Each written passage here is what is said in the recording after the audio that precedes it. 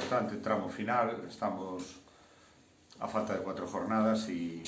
estas 2 jornadas que vienen ahora, tanto la salida a Lanzarote como el siguiente partido en casa ante Adva, son realmente decisivas para nosotras. Es un partido de doble valor ante un rival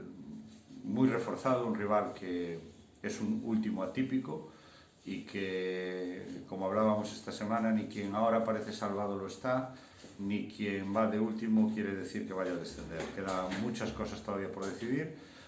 Rival con un potencial en el perímetro muy grande, muchos puntos en cualquiera de sus jugadoras de perímetro y muy equilibradas en el juego interior, con postes capaz de abrir el campo 1 contra 1, con buena mano y con una incorporación que les da kilos y centímetros hecha recientemente y que demuestra lo que ellas quieren competir hasta el final.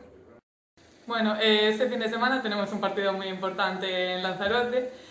y bueno, ya sabemos que jugar en las islas siempre es difícil, pero es un partido que vamos a ir a ganar porque es muy importante para nosotras y sería un partido diferencial para conseguir nuestro objetivo y bueno, iremos allí a darlo todo.